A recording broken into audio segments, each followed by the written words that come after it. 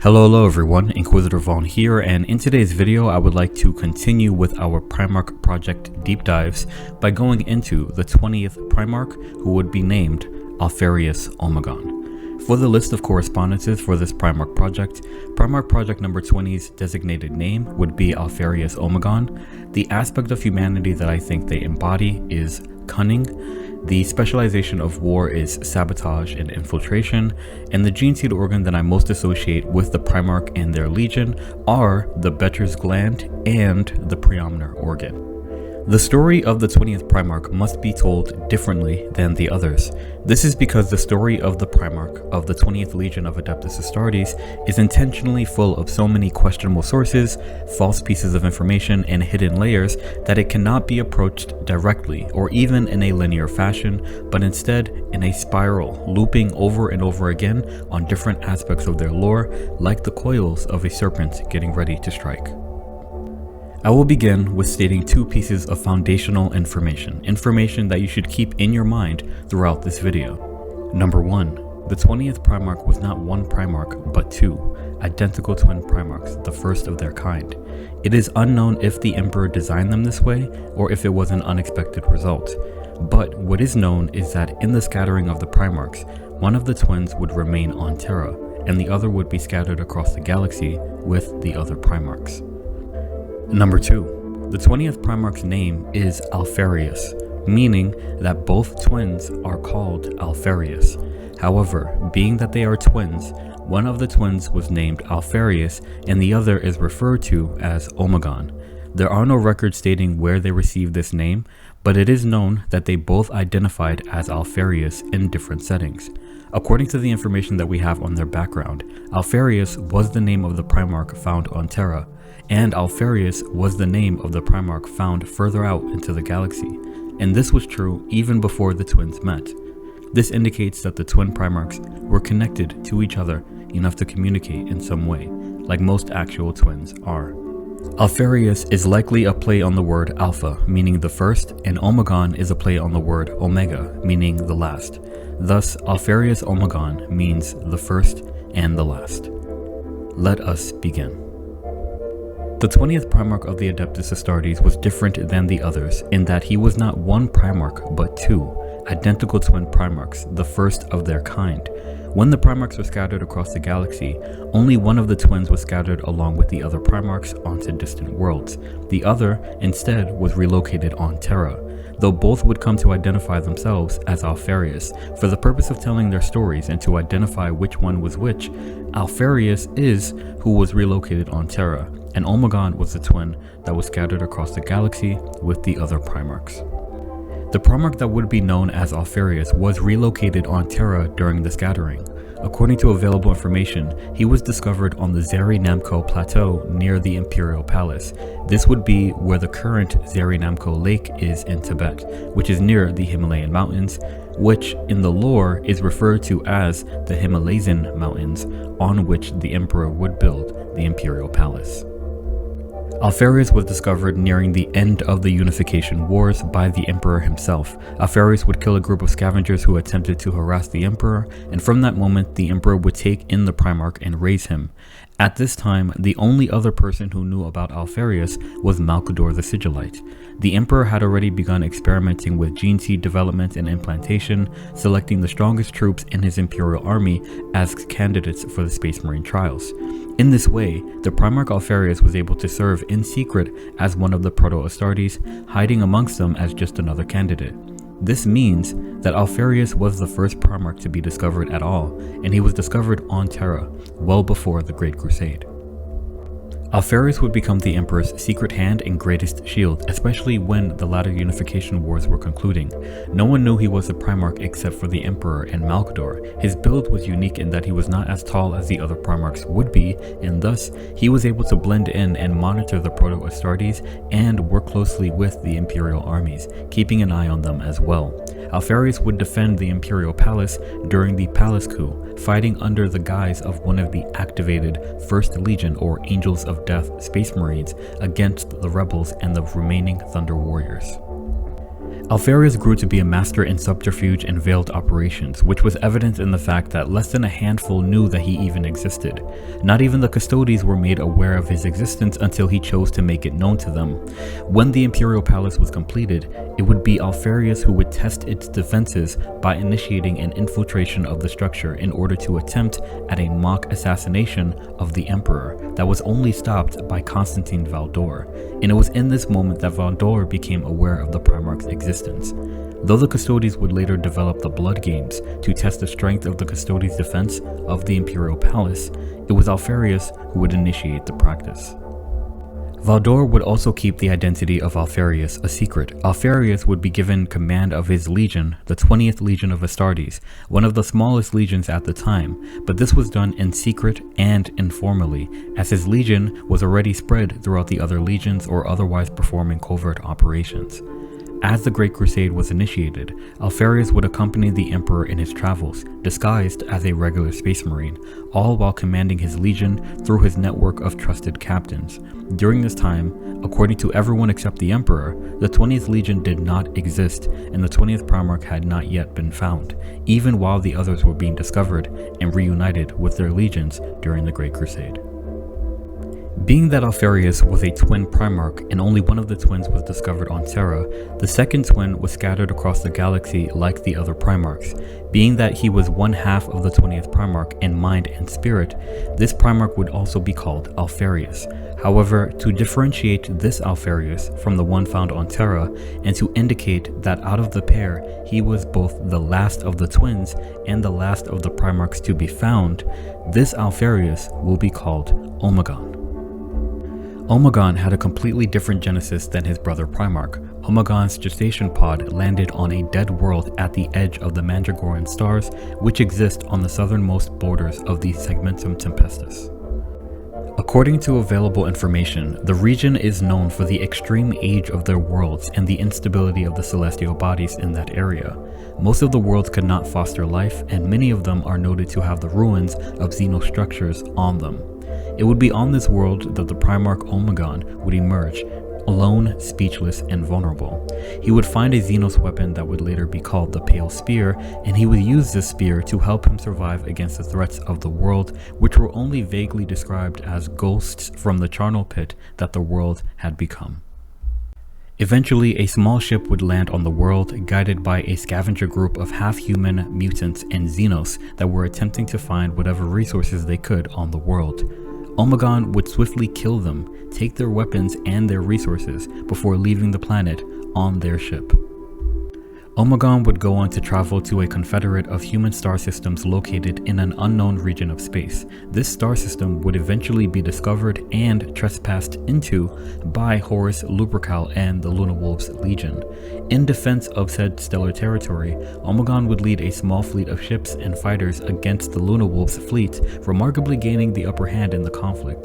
The flagship of the Legion, Vengeful Spirit, was boarded by the Primarch. Utilizing stealth and murder, Omegon was able to make his way through the ship to its bridge to face Horus Lupercal. Upon confronting the attacker, Horus Lupercal realized that he was facing one of his brother Primarchs, who introduced himself as Alpharius. Omegon would stay with Horus and the Luna Wolves for some time. The two Primarchs got along well, and though Omegon would allow Horus and his fleet to move deeper into the stellar territory that he fought for, and even convince the Confederate to join the growing Imperium of Man, Omegon would not admit to which world his gestation pod landed in the territory, likely because it did not land on any planet in that region of space. Horus would send the Primarch to Terra in order to meet the Emperor of Mankind before continuing on the Great Crusade. When Omegon arrived to Terra, there was a celebration that the last Primarch had been found, but this was only a basic formality. The Emperor had already discovered Alpharius sometime before the Great Crusade had even started, and the 20th Legion had already been under Alpharius' direction. So the celebration was, if anything, a public acknowledgement of the 20th Legion and their Primarch. It would be announced that the 20th Primarch was found, and Omegon would be called Alpharius. As said earlier, Alpharius and Omegon were twin Primarchs. Both Primarchs were described as having pale skin, both were bald by choice, maintaining a hairless appearance, and had heavy brow ridges.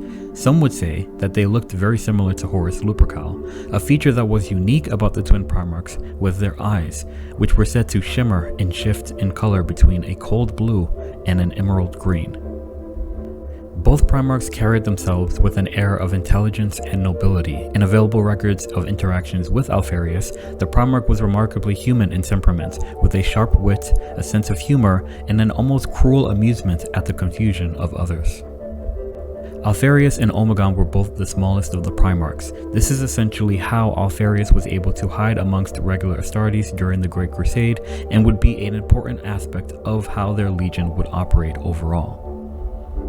The Alpha Legion were rumored to be part of the Trefoil Legions, those three legions that the Emperor kept separate from the others during the late Unification Wars and early Great Crusade.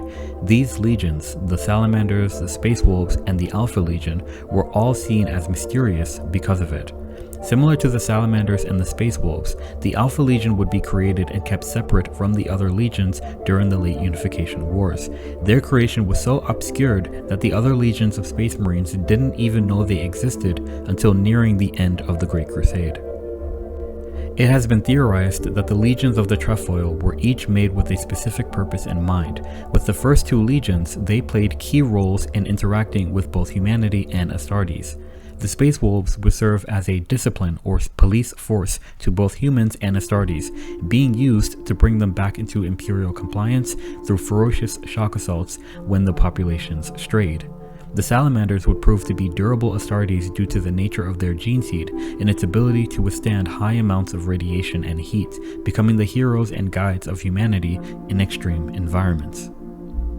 The 20th Legion, which would later be called the Alpha Legion, would follow this pattern of serving as intermediates between humans and Astartes, but through far more obscure and sinister ways. Alpharius Omegon's template was both the last Primarch template to be created and the last Geneseed strain to see field testing. This is why one of Alpharius's many titles is the Final Configuration, and as to why the unit types of the Alpha Legion are referred to as configurations. The word configuration itself is a description of the Legion, an arrangement of elements to produce a certain outcome or result. From what information can be found on the Alpha Legion's Geneseed, it was basically perfect. It did not contain nor did it imbue any genetic deviancies. The implantation success rate amongst those implanted with it was virtually 100%. The 20th Legion's Geneseed could be considered superior to many others in this regard. Geneseed stability and compatibility would usually mean wide distribution of the Legion Geneseed and rapid growth of the Legion, but this wasn't the case with the Alpha Legion. Initially, the Legion was recorded to have between 1 and 3,000 Astartes formally, but no information existed on the Legion having been expanded beyond those numbers by the end of the Unification Wars. The Emperor also kept the Legion's Geneseed separate and hidden from the others, adding to the mystery surrounding the Legion and its purpose. The only other clue that we have as to the unique purpose of the Alpha Legion is a description of the Geneseed trials during the Unification Wars and the mention of an Alpha induction phase. The first fully formed legion was the First Legion, called the Primus, the Angels of Death, and much later in their history, the Dark Angels. After them, each of the other legions took the form of proto-legions that were tested in relatively small groups and put through trials before seeing their recruitment expanded to full legion numbers.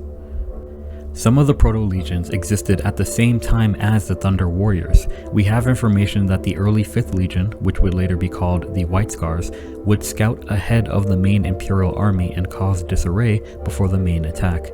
The 7th Proto-Legion, called the Imperial Fists, claimed the Himalayan mountains from the Psychic Windcaller clans. The Proto-Legion of the 1st Legion, then known as the Uncrowned Princes but would later be known as the Dark Angels, were the first of the Astartes elements to command the human Imperial armies.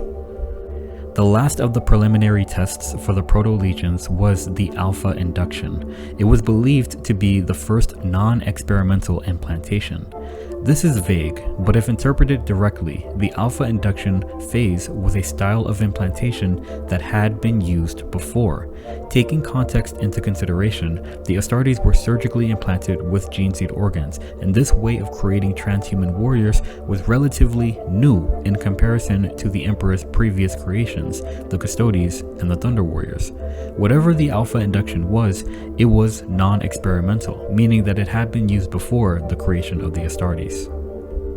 The purpose of the alpha induction phase was to create a proto-legion of Astartes at minimum fighting strength to be field tested in open battle. This description is also vague, and at first glance it seems to be explaining the point of the Geneseed implantation process itself.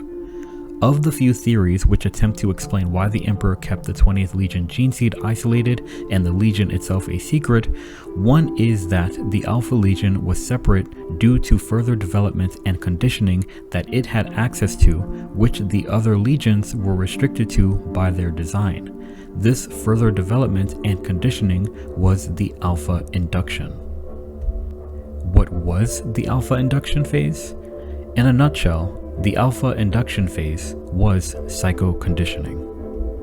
All of the Astartes legions were unique in some way, in a way based on their Geneseed and the strain provided to them by their Primarchs.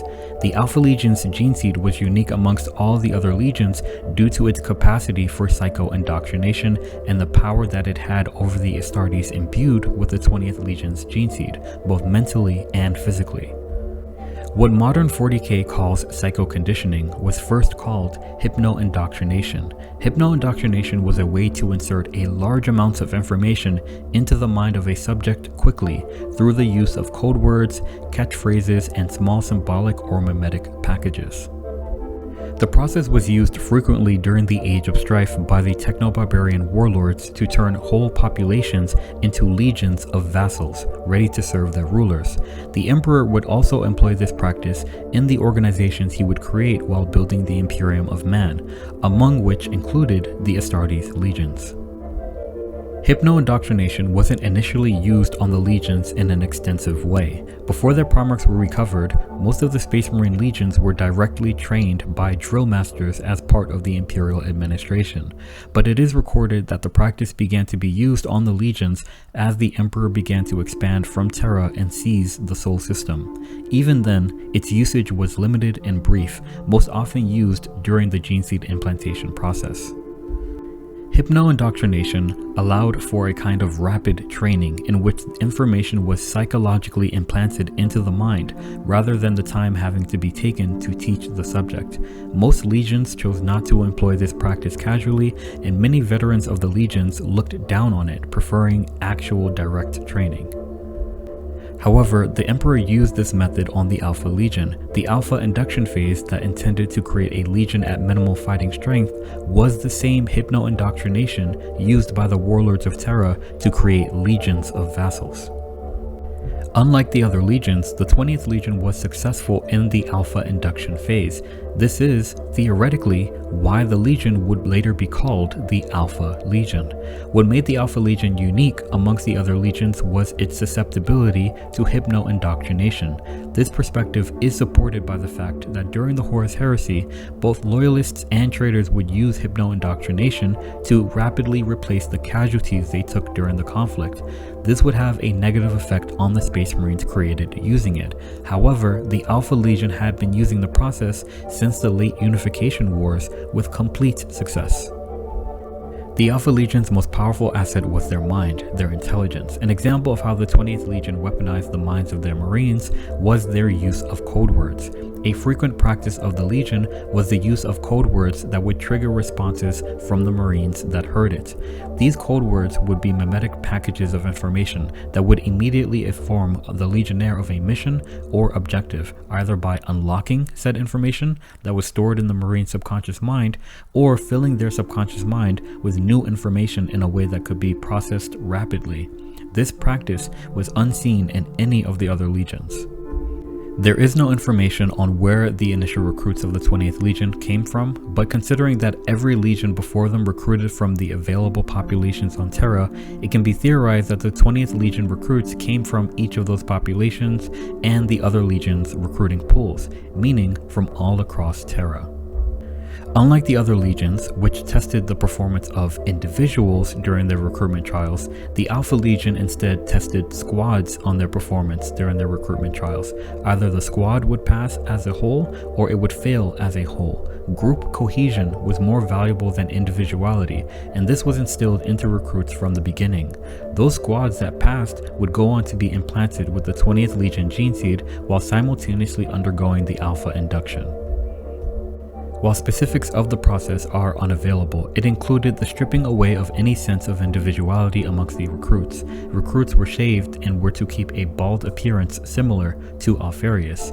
If the Geneseed did not already transform them in such a way, then they were surgically modified to have an appearance similar to Alpharius. Individual names were kept secret amongst the Legion, and when introducing themselves amongst others not of the 20th Legion, they would identify themselves as Alpharius. The result of the Alpha induction was that each legionnaire of the 20th Legion were not truly themselves, but extensions of Alpharius. They were part of a true legion, one of many, with solidarity, focus, and unity of purpose. Their objective was to each be as Alpharius was to the Emperor, and as the Emperor directed them to be, the secret hand and watchful eye over the other legions and imperial forces, and, if necessary, their executioners. As I said earlier, the Alpha induction process was used before the Astartes. One of the organizations in which the Emperor used such methods was the Legio Custodes. Though the complete creation of the Custodes remains a mystery, it is known that each were psycho-indoctrinated to extreme levels, which would account for their true lack of individuality, the complete unwavering loyalty to the Emperor, and their unity of purpose. Another similarity between the Custodes and the Alpha Legion was in the way that their individual names were built. The true names of Alpha Legionnaires were also ruses, as their names did not betray where each was recruited from on Terra. Instead, Legionnaires took and mixed names originating from various conquered territories during the Unification Wars. Custodes' names were built and added onto with each victory, meaning that their names were also conglomerates of names from different cultures on Terra. Last but not least, both the Custodes and the Alpha Legion served as the Emperor's shield, but the Custodes were a bold defense, where the Alpha Legion was a secret one. When the 20th Legion was formed, no one knew they existed. Evidence points to legionnaires of the 20th Legion being distributed throughout the other legions, wearing colors that were not their own.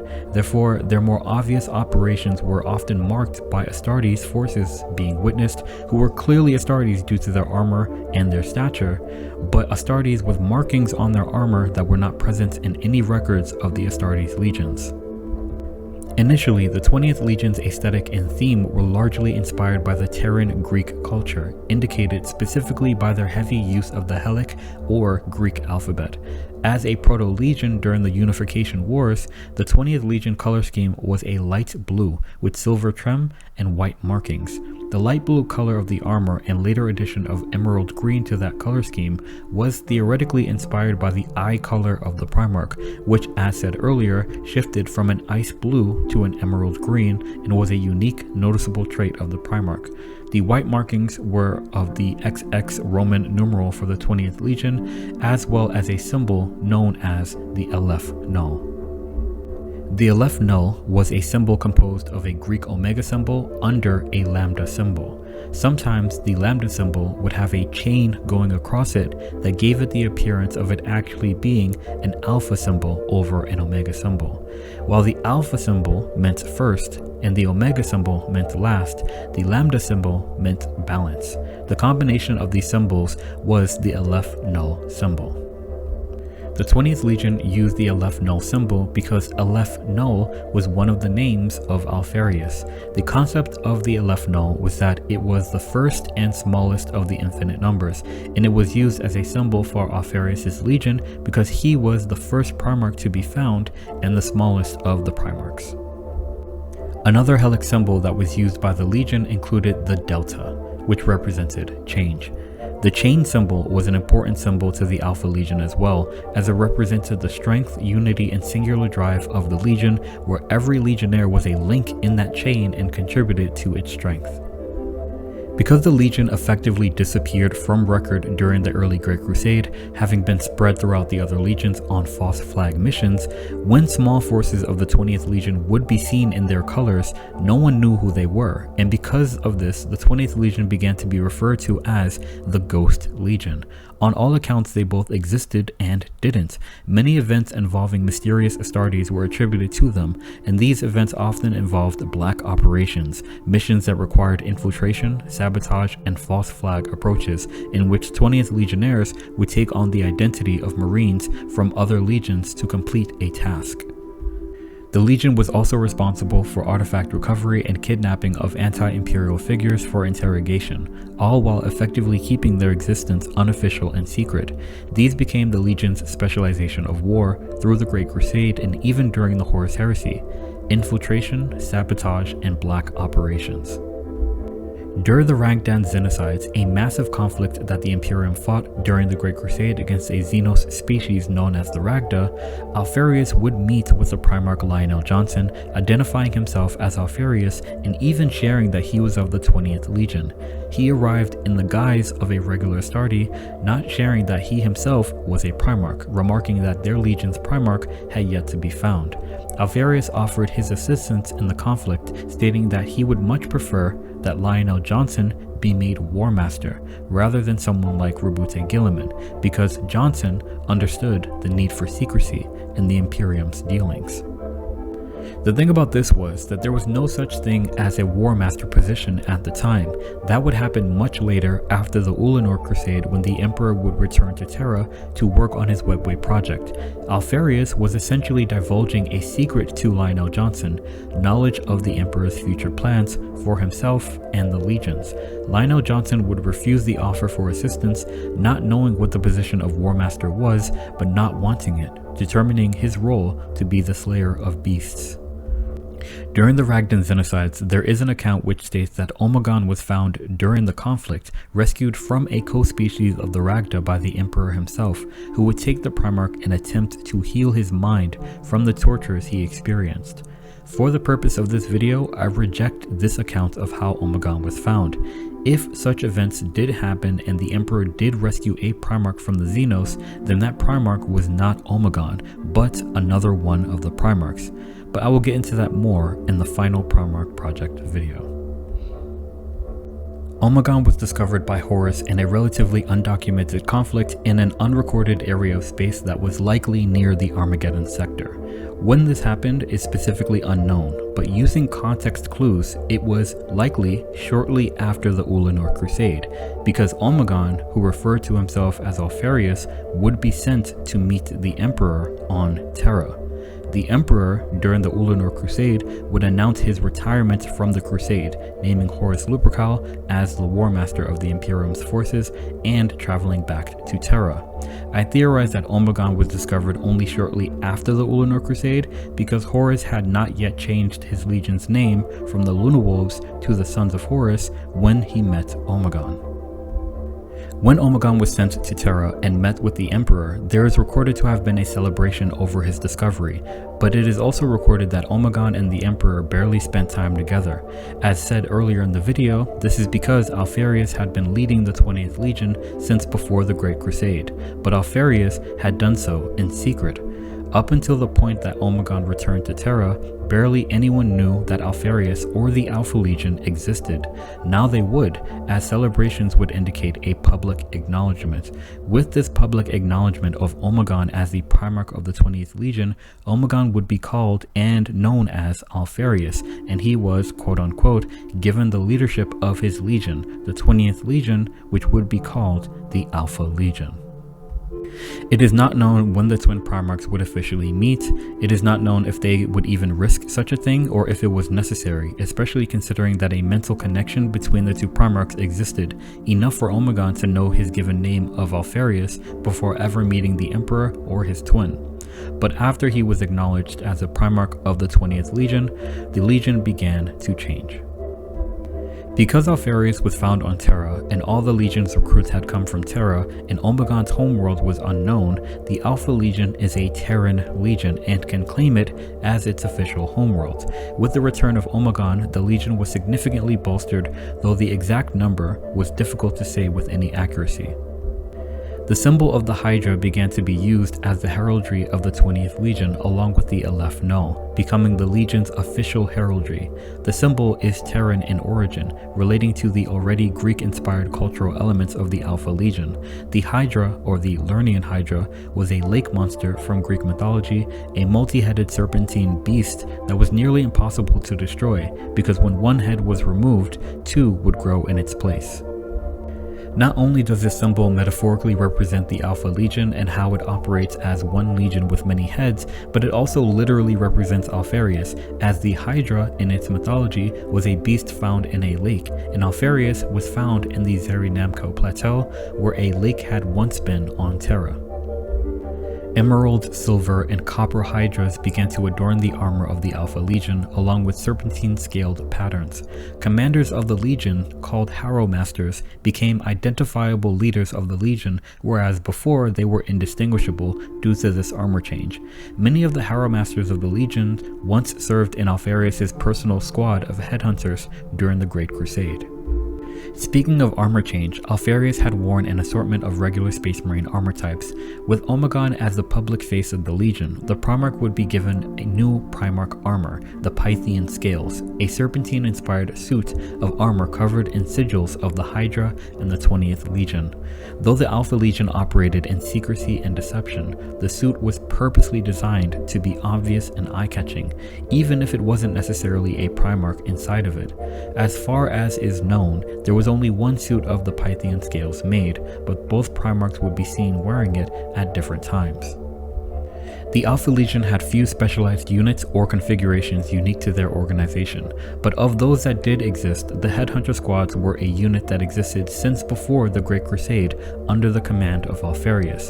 The Headhunters were a Legion-specific Seeker Squad that specialized in creating chaos and confusion amongst the enemy before moving in and taking advantage of those conditions to eliminate a specific target.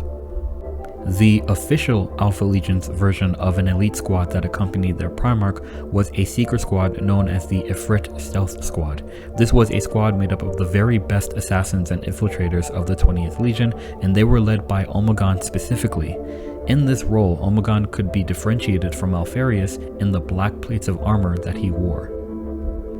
Both Primarchs were assassins, with their own squads of specialized killers. The difference was that Alpharius' headhunters would join him during the Great Crusade, then later dissolve, becoming Harrow Masters or Commanders of the Legion during the Great Crusade, and Omegon's Ifrit squad would form during the late Great Crusade and join him on missions during it.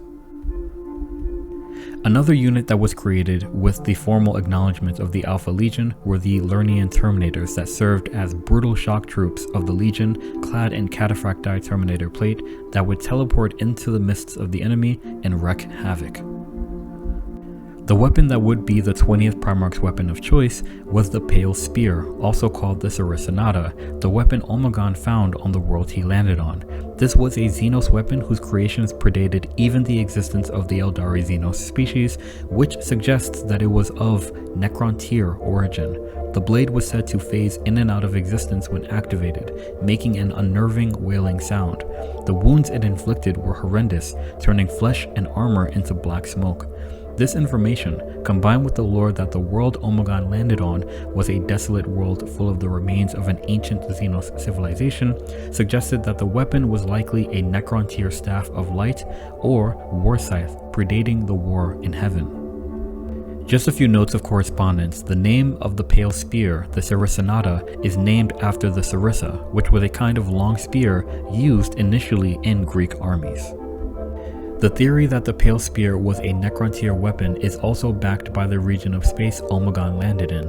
The Mandragoran stars were the resting place of the Maynarch dynasty, an aggressive Necron dynasty that was protected by the Silent King during the Great Sleep. During the War in Heaven, the Maynarch were known to have destroyed one of the mighty Satan, a star god, and in doing so they were cursed with the Flayer virus, which turned the Necrons of the dynasty into violent machine abominations that craved flesh, even though they couldn't really eat it.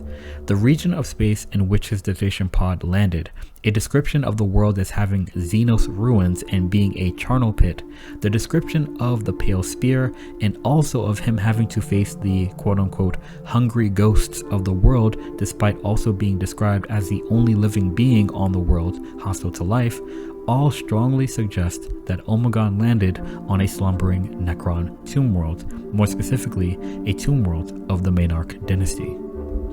All legions would be known for their use of certain weapons which in some way complemented their style of war or culture. The World Eaters had the chain axe, the Salamanders had flame weapons. One of the more iconic units of the Alpha Legion, the Lernian Terminators, would be uniquely armed with Volkite pistols and conversion beam cannons. While all legions had access to this rare weaponry, these were essentially heat and energy based weapons that converted matter into energy and disintegrated their targets. Perhaps these weapons were chosen due to Omegon's upbringing on a tomb world and being exposed to Necron weaponry. Omegon, as Alpharius, was eager to show his legion's competency in battle and had them participate in various conflicts, demonstrating their legion's capabilities. However, this would cause problems with many of the other Primarchs who found the Alpha Legion's use of sabotage and infiltration to be dishonorable and a waste of time, specifically in how they did it. They didn't move in, eliminate, and then move out like the Raven Guard would. They would do very small things to cause panic and chaos, watching the enemy crumble before moving in. Like the tactics of the Night Lords, there was a bit of cruelty and unnecessary delay in an Alpha Legion attack, like a feline playing with their food before eating it, and while eating it, doing so while the prey was still alive. Receiving criticism only influenced the Alpha Legion to practice them even more, as if driven by a desire to prove superiority to the other legions. Regardless of the criticisms, the Alpha Legion would achieve victory after victory in this way.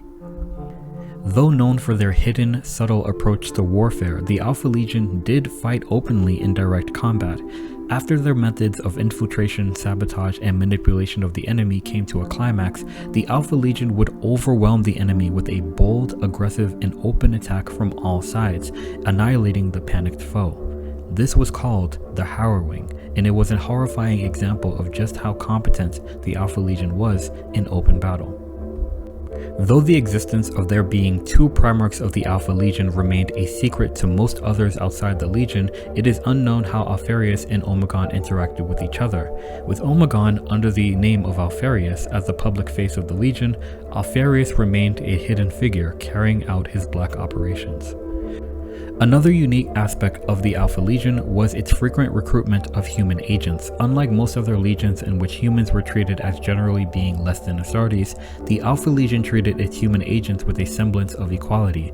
Agents were selected based on intelligence and usefulness. They were included in missions planning and discussions that would usually be barred from mortal ears. They were allowed to share their ideas, perspectives, and opinions. Though most agents would be only temporarily used before being eliminated as potential liabilities to the Legion, for those agents most valued by the 20th, the Alpha Legion would keep these agents close and protect them. These agents would serve as an invaluable web of information to the Alpha Legion and often had a tattoo of the Hydra somewhere on the body showing their alliance and loyalty to the Alpha Legion. The Alpha Legion's involvement in the Horus Heresy is confusing to say in the least. This is not only because the Primarch's names were frequently used interchangeably, but because it was as if the Legion directed its efforts toward itself as much as it did toward the other legions. Before the Horus Heresy would even happen, the Primarch of the 20th Legion was approached by a secret organization known as the Cabal, who revealed not only the Horus Heresy, but what would happen if either the Emperor or Horus Lupercal won. If the Emperor won, the Imperium would slowly decay over the time span of 20 millennia until it was consumed by chaos and trillions of souls were lost. If Horus won, he would grow to regret his betrayal after a few centuries and would annihilate all Chaos factions, annihilating humanity in the process, but also the Chaos Gods, since the Chaos Gods fed on the trials and tribulations of humanity to exist. Here, the two Primarchs were faced with two hypothetical situations of which the outcome determined the fate of humanity. Following this, Alpharius Omegon would initiate a great game for the fate of humanity. Now, keeping track of which of the twin Primarchs did what is difficult, but maintaining a view of context is helpful. First, remember that it doesn't really matter which Primarch was really which. If the lore said that Alpharius did something, then simply assume that the Primarch is actually Alpharius and the other Primarch is actually Omegon. It simplifies things, at least initially, because after that you can use context clues to see if you are right or not. Secondly, remember Alpharius was found on Terra by the Emperor and was raised by him, kept a secret by him, accompanied him, and protected him. Omegon was found by Horus Lupercal and spent time with him, getting along with him, being sent to Terra by him, and fighting alongside him. Omegon barely received a direct welcome by the Emperor, but throughout the Great Crusade, the one Primarch who did not criticize but even approved of the style of war of the Alpha Legion was Horus Lupercal. Just from these context clues alone, we can theorize that Alpharius was loyal to the Emperor and Omegon would show loyalty to Horus Lupercal. Despite this, I think that both Primarchs were actually loyal to the Emperor. However, to see what would happen in either outcome presented to them by the Cabal, they had to play opposite roles.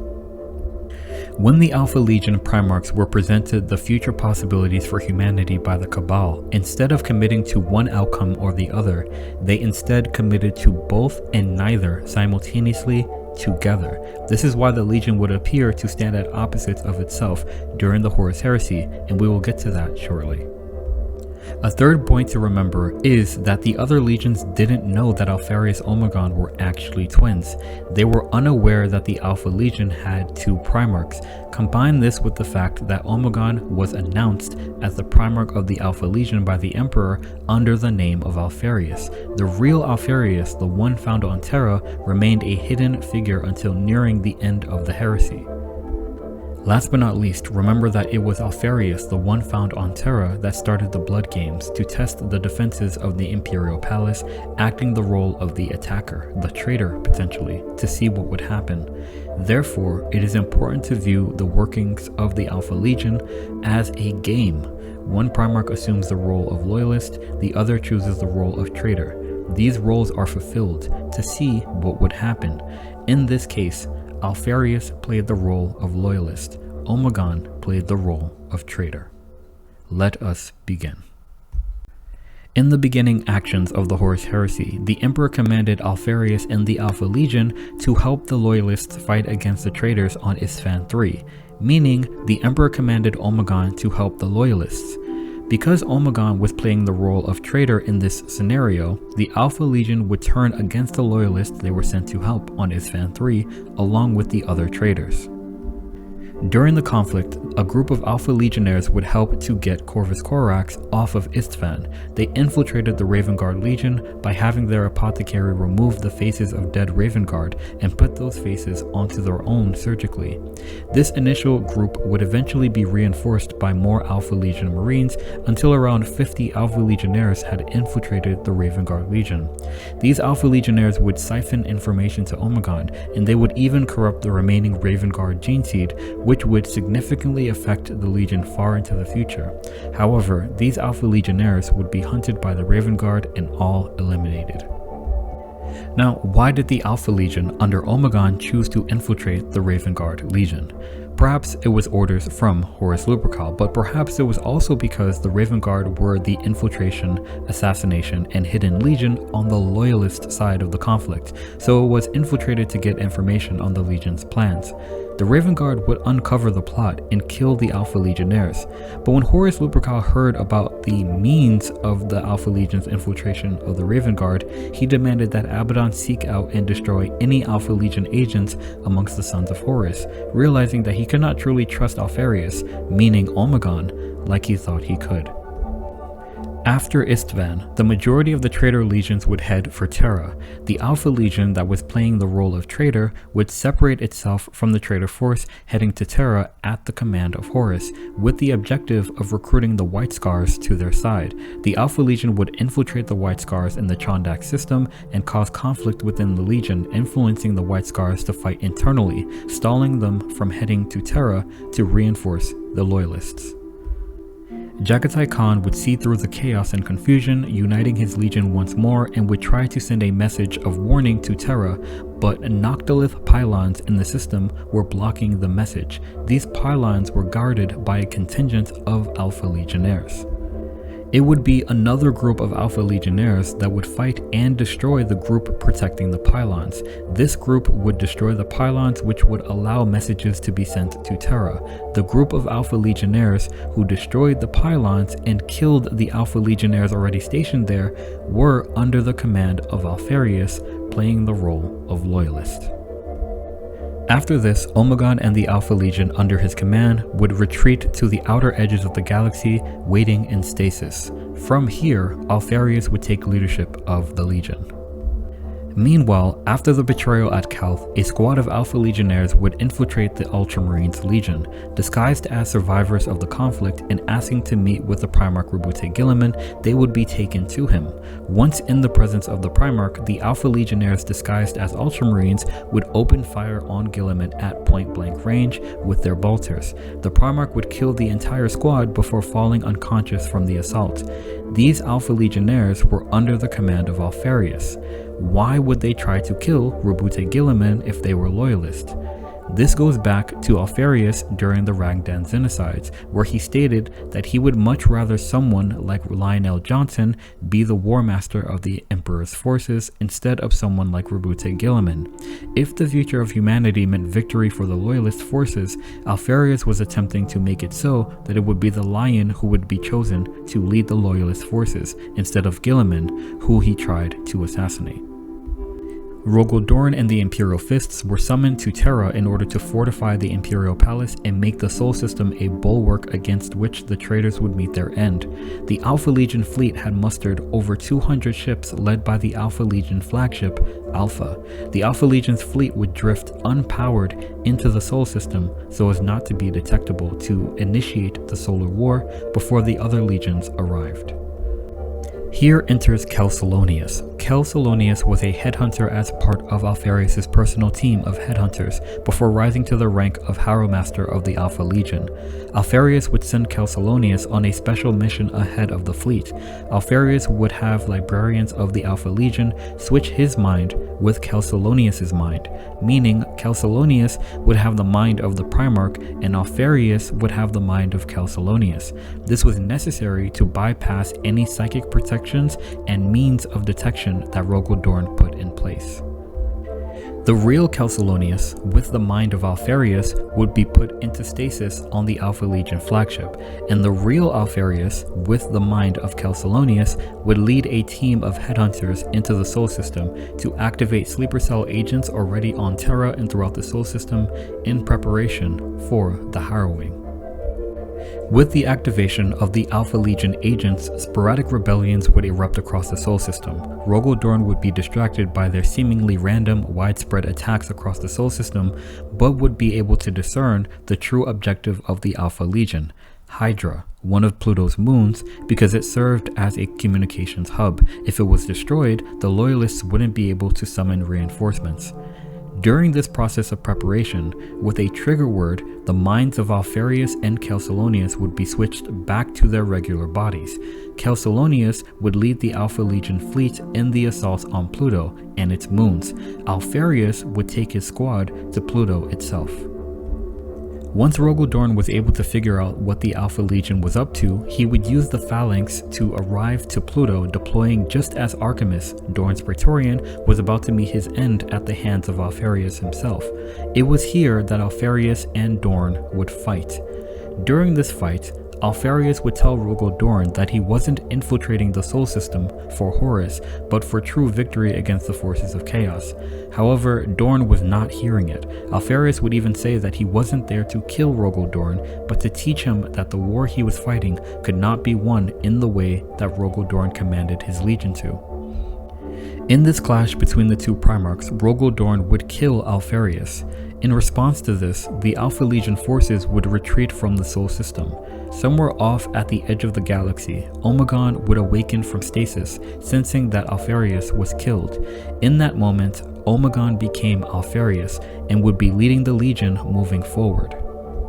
Now, what was the point of Alpharius trying to teach Rogol Dorn a lesson?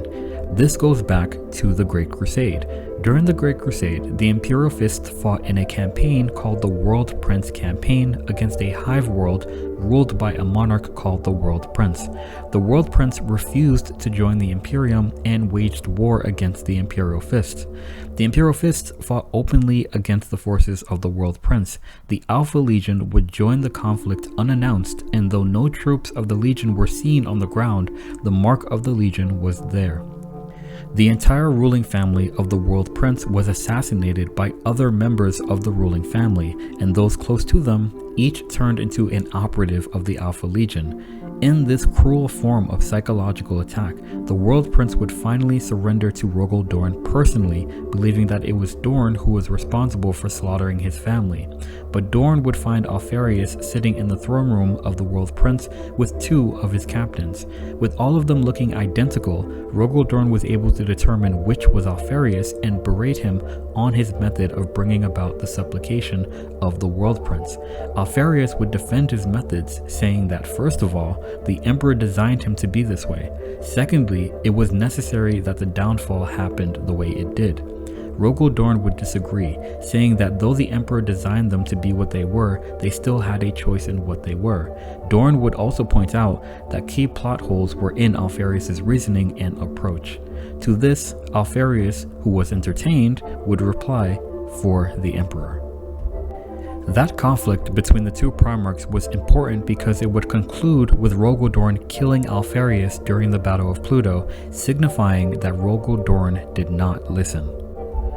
During the fight, Alpharius was directly telling Rogol Dorn that he wasn't there to kill him and he wasn't there serving the War Master, that he was trying to teach Rogol Dorn a lesson, the lesson he had tried to teach him during the Great Crusade, that his style of warfare was too fixed and too direct to be as useful as it could be. His ideals of honor and boldness in war would be his downfall because they made him predictable and vulnerable. Alpharius was showing Dorn the consequences of his fixed approach. Alpharius had been by the Emperor's side since before the Great Crusade. His Marines had mixed in with the other legions since before the Primarchs were rediscovered and after. Alpharius knew the strength and weaknesses of every legion and every Primarch. This was truly Alpharius trying to teach Dorn, but Rogol Dorn's strength is also his weakness. His zeal and single-minded focus also prevented him from looking at situations from multiple angles and adopt different perspectives. Alpharius knew this and tried to show Dorn through action that this was a flaw, and trying to reveal this flaw to his Primarch brother got him killed.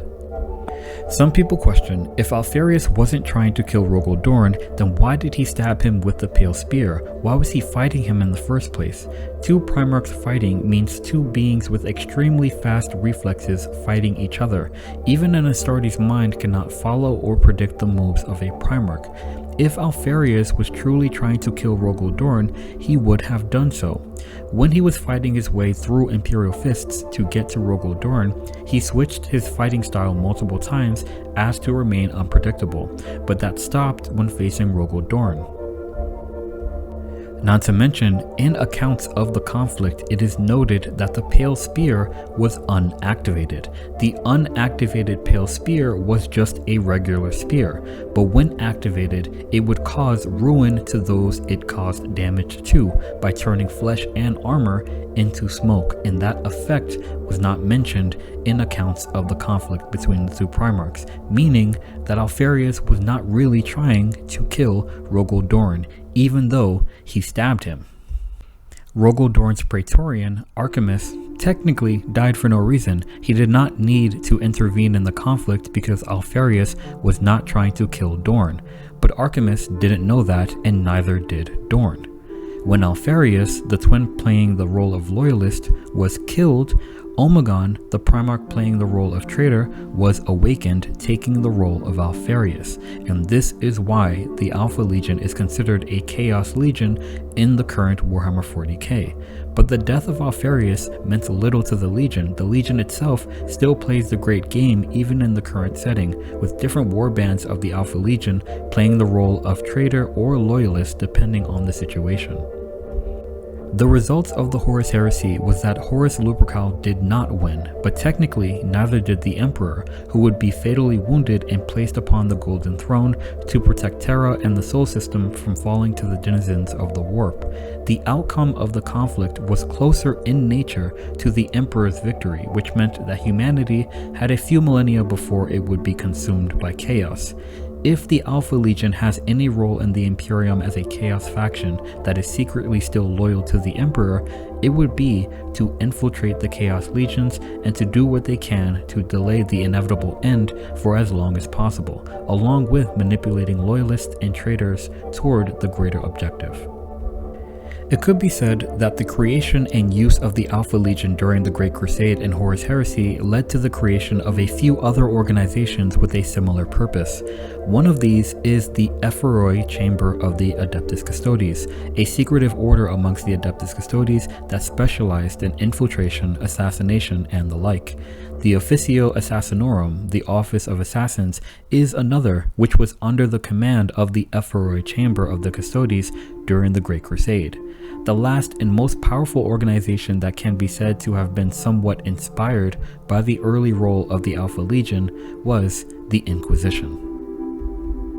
Founded by Malcador the Sigillite during the final days of the Horus Heresy, the Emperor commanded that an organization be created which would be tasked with seeking out heresy, treachery, and betrayal in the Imperium of Man.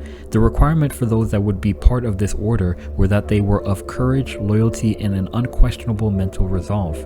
As the Alpha Legion joined the ranks of the traitors at the end of the Horus Heresy, they themselves would be replaced in function by the Ordos of the Inquisition into the 40th millennium.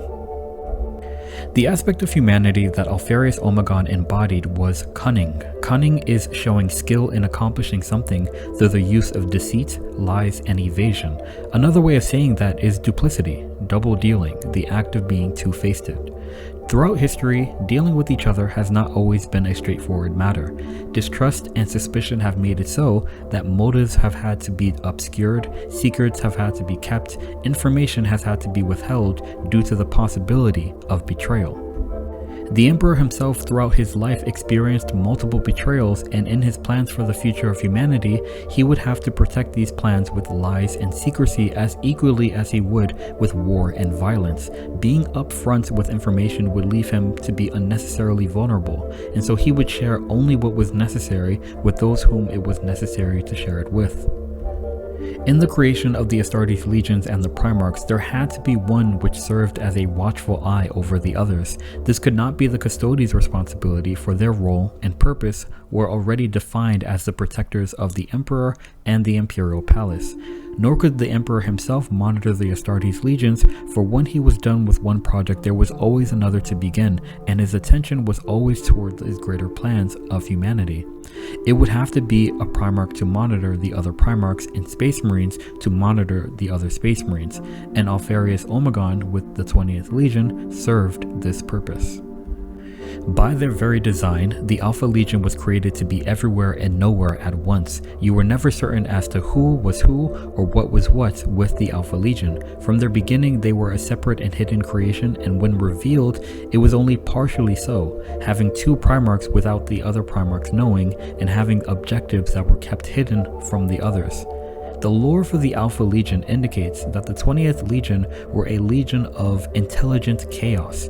They embodied apparent disorder and inspired misrule. They fought and killed other Astartes, loyal and disloyal forces of the Imperium, and even each other, all while claiming loyalty to the Emperor in doing so. The fate of the universe was a game to them, in which limits were tested, all according to plan, and as Alpharius would tell Rogel Dorn, the Emperor designed them to be the way they were.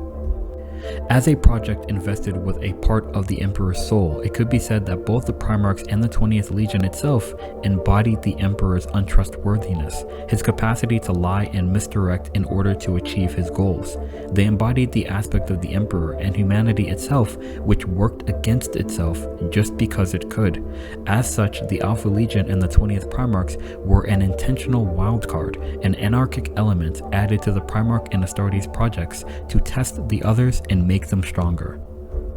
Last but not least, the Geneseed organ that I most associate with the 20th Primarch and the Alpha Legion is not one Geneseed organ, but two, the Betchers Gland and the Preomnor.